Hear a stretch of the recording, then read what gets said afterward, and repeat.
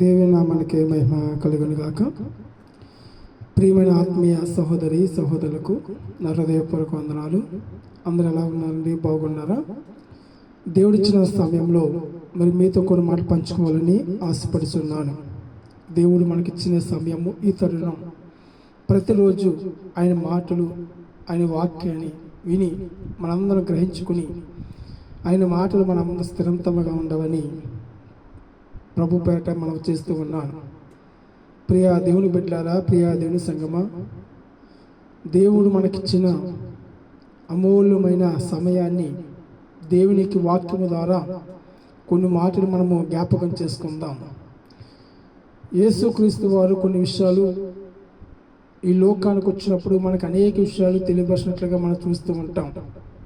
ప్రియ దేవుని బిడ్డలారా, ఈ లోకంలో మనమైతే కనుక తీర్పు తీర్చాలి అని ఒక పెద్దగా నువ్వు నియమించుకోవాలని ఎంతో ఆశ కలిగి నువ్వు చేయాలని ప్రయత్నం చేస్తూ ఉంటాం.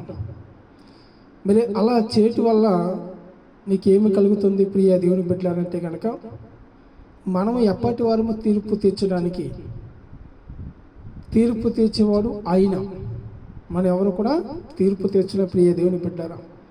ఈరోజు మనం గమనించాలి, ఆలోచించాలి. దేవుని వాక్యంలో మనం ఉండాలంటే కనుక, ఆయన వాక్యసారంగా మనం జీవించగలిగి ఈరోజు ఒక మాట మీకు నేను తెలియపరుస్తాను. తీర్పు తీర్చుట మానుకున్నది. ప్రియ దేవుని బిడ్డలారా, ఈరోజు ఒక అంశాన్ని బట్టి మనం మాట్లాడుకున్నట్టయితే కనుక, మత్తయి సువార్త 7వ అధ్యాయము మొదటి నుంచి ఇక్కడ కొన్ని వచనాలు మనకు రాయబడుతూ ఉన్నాయి. మత్తయి సువార్త 7వ అధ్యాయము మొదట వచనం కానించి మనం చూస్తున్నప్పుడు ఆయన యొక్క మాటలు ఏ విధంగా మనకు చదివిస్తున్నాడని కొద్ది మాటలు మనం జ్ఞాపకం చేసుకుందాం. ప్రియ దేవుని బిడ్డలారా, దేవుడు మనకి చక్కటి సమయాన్ని అనుగ్రహించాడు. ఈ మాటలు మనము చాలా జాగ్రత్తగా ఆలోచిస్తే కనుక తీర్పు తీర్చడం మానుకోవడము చాలా మంచిది. ఈరోజు చాలామంది అంటారు, నన్ను పెద్దవారుగా ఎంచుకున్నారు, నేను ఒక పెద్దగా నిలబడుతున్నాను. దేనికి పెద్ద? అసలు తీర్పు తీర్చడానికి నీ తీర్పుని తీర్చుకుంటున్నావా? మొదట నీ కుటుంబంలో నీ సమస్యలు నువ్వు సరిచేసుకుంటున్నావా? ప్రియ దేవుని బిడ్డరా, మరి ఎప్పుడు తీర్పు తీర్చేవారుగా ఉండకూడదు. ఎవరికి న్యాయం తీర్చోలే మనం ఎప్పటి వాళ్ళని చెప్పండి. ఈరోజు మనం ఆలోచన చేయాలి. దేవుని యొక్క విషయంలో ప్రతి దినమును కూడా మనము ఆయనకి సమర్పించుకుంటూ ఉండాలి. ప్రియ దేవుని బిడ్డలారా, మన జీవితంలో ప్రతి సమర్పణ కలిగి ఉండాలి. ప్రతి విషయంలో మనం ఇలా జీవిస్తున్నాం, ఇలా బ్రతుకుతున్నాం, ఇలా ఉన్నామంటే కేవలం ఆయన కృప. కాబట్టి ఆయన కృపను మనం వర్ధిల్లపడాలంటే కనుక మనం ఏం చేయాలి? ఆయన సన్నిధిలో మనం, దేవుని సన్నిధిలో మనం ఏం చేయాలంటే కనుక ఆత్మీయంగా మనం బలపడాలి. ఆత్మిక జీవితంలో మనం ఉండాలంటే కనుక ప్రతి విషయంలో ఆయన ఏం చేయాలని మనం దేవుణ్ణి స్తుతిస్తూ ఆరాధించేవారుగా ఉండాలి. ఇక్కడ మనం చూస్తున్నాం 7వ అధ్యాయం మొదటి వచనంలో ఇలా రాయబడుతుంది, మీరు తీర్పు తీర్చకుడి, అప్పుడు మిమ్మల్ని గూర్చి తీర్పు తీర్చబడను. మీరు తీర్పు తీర్చు చొప్పుననే మిమ్మను గూర్చి తీర్పు తీర్చబడును. మీరు కొలుసు కొలత చొప్పుననే మీకును కొలవబడును. దేవునికి స్తోత్రం. ఎవరు తీసుకున్నది వారికి వస్తుంది అంటే, నువ్వేదో గొప్పవాడు న్యాయం తీసుకెళ్తే నిన్ను బట్టి తీర్పు ఇచ్చేవారు ఉంటారు. అవునా కాదు? ఉదాహరణకి ఎందుకండి, మన గ్రామంలో ఒక సంఘం ఉంటుంది కండి. ఆ గ్రామంలో ఒక సంఘ పెద్దలుగా ఉన్నప్పుడు ఏం చేస్తారు? వాళ్ళు ఏంటి చెప్పండి, ఇది న్యాయం అన్యాయం అని చెప్తారు. అలా వారు ఏ పక్కన వాళ్ళు ఏం చేస్తారో పలుకుబడి, అంటే వారు ఏదో ఎవరికి అధికారం ఉందో లేకపోతే ఎవరికి డబ్బు ఉందో వారి మరి తీర్పు తెచ్చేవారు. ఏ తీర్పులు? ప్రియ దేవుని బిడ్డలారా, ఒక మనిషిని తీర్పు తీర్చడం అనేది మనకి ఈ అధికారం మన దగ్గర లేదు. ఎందుకంటే తీర్పు తెచ్చే అర్హత మన దగ్గర లేదు. ఎవరు దేనికో తీర్పు తెచ్చారు, దేనికోసం మనం మాట్లాడాలి. సమాధాన పరచాలి అంతే. వాళ్ళ మధ్యన నువ్వు గొప్ప అంటే కాదు, ఇద్దరి మధ్యన మనకి చేతనైతే వాళ్ళ మధ్యన సమాధానం కలిగి వాళ్ళ ప్రేమతో నడుచుకున్నట్లుగా మనం చేయాలి. నువ్వు ఇలాగ తీర్పు ఇచ్చేస్తే మనం ఇంకా ఆయన ఎందుకంటే, ఈరోజు నువ్వు తీర్చిన తీర్పుకి మరొక రోజు నీకు వస్తుందని గుర్తుపెట్టుకోవాలి. నువ్వు చేసింది ప్రతిదీ కూడా నీకు వస్తుంది. ఈరోజు నువ్వు తీర్పు తీసుకుని అదే నీ కుటుంబంలో తీర్పు తీర్చడానికి మనం వస్తారు. వేరే వాళ్ళు ఆయన వస్తే ఖచ్చితంగా అడుగుతాడు. వారికి ఎలాగైతే నువ్వు కొలుస్తావో కొలత, అది నీకు కొలబడుతుందని గుర్తుపెట్టుకో ప్రియ దేవుని బిడ్డ. అందుకే రోజు దేవుని వాక్యంలో మనం ఉండాలి, నడవాలంటే, ఆత్మీయంగా మనం జీవించండి కనుక మన జీవితంలో ప్రతి వ్యక్తి కూడా ఫలించాలంటే కనుక మనం ఏ రీతిగా ఉండాలంటే కనుక కనికరము కలిగి న్యాయమైన తీర్పులు ఉండాలి. వారి మధ్యన కనికరము, ప్రేమ, ఆత్మీయత కలిగి మనం జీవించాలి. ఆత్మసరణ జీవితంలో మనం ఉండాలి, మేలుకరముగా ఉండాలి, మనం తిరిగి జీవించేవారుగా ఉండాలి.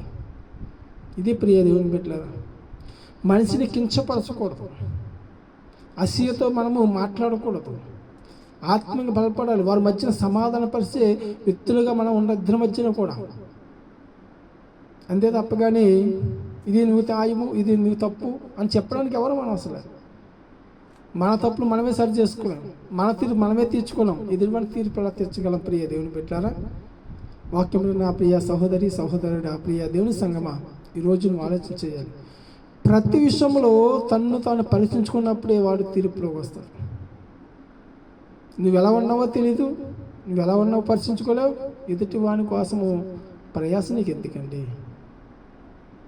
ప్రియ దేవుని బిడ్డలారా, అందుకే దేవుని యొక్క వాక్యము, ఆయన మాటలు మనకు సెలవిస్తున్నాయి.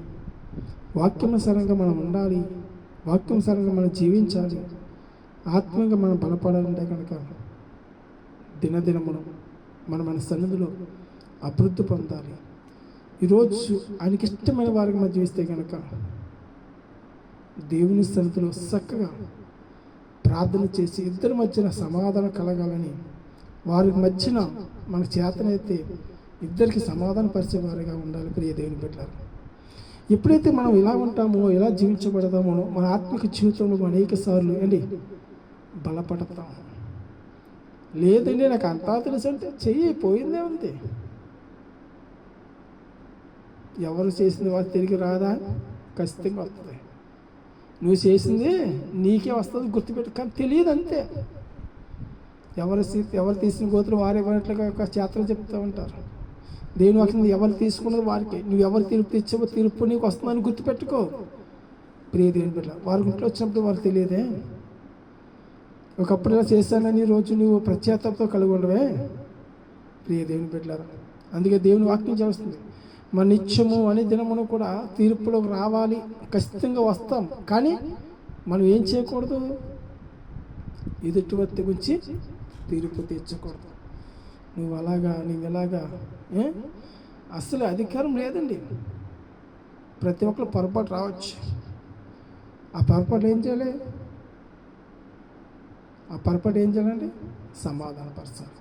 ప్రియ దేవుని బిడ్డలారా, ఎప్పుడైతే మనము సమాధానపరచామో దేవుని ఆత్మకి మనం జీవించబడతాం. అందుకే అన్నాడు, ప్రియ దేవుని బిడ్డలారా, తీర్పు తీర్చబడును, మీరు కొలత చొప్పుననే మీకును నువ్వు ఎంతైతే కొలుసావో, ఎంతైతే సాగదీసావో అది మళ్ళీ నీకు తిరిగి వస్తుంది. ప్రియ దేవుని బిడ్డలారా, మనం అలా కాకుండా దేవుని సన్నిధిలో దేవుని చక్కగా ఉండాలి, ఆలోచన కలిగి ఉండాలి. ఇంకా మనం కిందకున్నప్పుడు వ్యాసధారణ కూడిన భక్తి. ఇప్పుడు దాకా మనం కొన్ని విషయాలు ఏం మాట్లాడుకున్నాం? తీర్పు కోసం మాట్లాడుకున్నాం.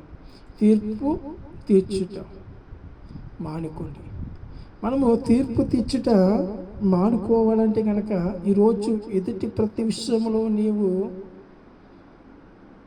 దేంట్లోనూ కూడా నువ్వు పెత్తనం చెలాయించొద్దు. ఒక అధికారం నీలో చేత తీసుకోవద్దు. వారి మధ్యన ఏదైనా సరే మనము సంభాషణతో, వారి మధ్యన ఏదైనా మాటలతో చక్కగా వారు బలపరిచే రీతిగా ఉంటే నువ్వు మాట్లాడాలి. లేదు ఇది ఖచ్చితంగా ఇలా తీర్చాలి అంటే కనుక ఆ తీర్పులోకి నువ్వు రాబోతున్నావు. ప్రియ దేవుని బిడ్డలారా, మరి ఈరోజు మనందరము దేవుని సందులోను దేవుని మాటలు, దేవుని వాక్యాన్ని తెలుసుకోవాలి, ఆత్మగా ఉండాలి. మరి క్రీస్తు కొండ మీద ప్రసంగము ముగించుకున్న అనేక సార్లు ఇతరులు దోషి అని ఏం చేసండి? తీర్పు తీర్చకూడదు అని చెప్పారు యేసు ప్రభు గారు. ఆయన ప్రసంగం చెప్పినప్పుడు నువ్వు దోషి అని చెప్పాడైనా, అలా మనం తీర్పు తీర్చకూడదంట. నువ్వు దొంగవి, నువ్వు దోషివి, నువ్వు దుష్టుడివి అమ్మా, ఇలాంటి మనమైతే ఖచ్చితంగా మాట్లాడేస్తాం. ఆవేశంతో మాట్లాడుతూ ఉంటాం. ఎందుకు పనికిరాదు మాటలు? ఆవేశం కలిగి మనం జీవిస్తాం. ప్రియ దేవుని బిడ్డలారా, అందుకే దేవుడు అంటే ఇతరులు మనము దోషి అని తీర్పు తీర్చకూడదంట. తీర్పు తీర్చుట నిషేధించిన దేవుని వాక్యం చలవిస్తూ ఉంది. ఇలాంటి మనం ఒకరి కోసం చేయకూడదు. ఎవరు ద్రోహం, ఎవరు కరెక్టో నీకు తెలుసా? తను ఎవరికి వారు గొప్పవారు అనుకుంటారు, ఎవరికి వారు నేను దోషిని కాదనుకుంటారు. కానీ వాళ్ళు తెలుసు, వాళ్ళ అంతరాత్మ తెలుసు. పైన చూస్తున్నవాడు ఆయన. మన తీర్పులు తీరుస్తున్నప్పుడు ప్రియ దేవుని బిడ్డలారా, అనేక సార్లు మనం బలపడడానికి దేవుడు ఎంతో గొప్పగా మనల్ని బలపడడానికి, ఎంతో ఆత్మగా బలపడడానికి దేవుడు కృప చూపిస్తున్నాడు. కాబట్టి మనం ఈరోజు కూడా దేవుని సందులో దేవుని ఆత్మను వర్ధిల్లబడాలి. ఆయన ఆత్మను మనం జీవించబడలే కనుక మనం మేలుకరముగా తిరిగి జీవించేవారుగా ఉండాలి. దేవుడు అటు కీడి వెనక ఎన్నో మేలు జరిగించాడు. కాబట్టి ఈరోజు మళ్ళీ మనం ఏం చేయాలి, అటన్నీ కూడా తిరిగి జీవించి వ్యక్తులుగా ఉండాలని దేవుని వాక్యము సెలవిస్తుంది. మనం అనేక సార్లు కీడికే తప్పుదం చేస్తున్నాం, కీడికి వెళ్ళిపోతున్నాం. అలా కాకుండా దేవుని వాక్యంలోను దేవుని మాటలో మనం జీవించి ఆత్మీయంగా మనం బలపడాలి. ప్రియ దేవుని బిడ్డలు, అటువంటి కృపలు అటువంటి దీవులు మనం ఉన్నట్లయితే కనుక దేవుడు మన పట్ల మేలుకరం జరిపిస్తారు. కాబట్టి ఒక్క మాట మనం గమనించాలి. ప్రియ దేవుని బిడ్డలారా, మనం ఎదుటి గురించి కూడా తీర్పు తీర్చుకోవడం మానేద్దాం. కనికరం కలిగి ఉందాం, వారి మీద ప్రేమ కలిగి ఉందాం, ఆత్మీయంగా మనం బలపడదాం, అటు సంభాషణ కలిగి నడుచుకుందాం. ప్రియ దేవుని బిడ్డలారా, ఈరోజు మనం అటువంటి తీర్పును తీర్చాడు కనుక మరి ఆ తీర్పు నీకు రాబోతుంది. కాబట్టి ఆ తీర్పులో మనం వెళ్లకుండా దేవుని కృపలో దేవుని ఆత్మలు మనందరం వర్ధిల్లపడాలి, ఆత్మీయంగా మనందరం బలపడాలని ప్రభు పేట మనం చేస్తున్నాను.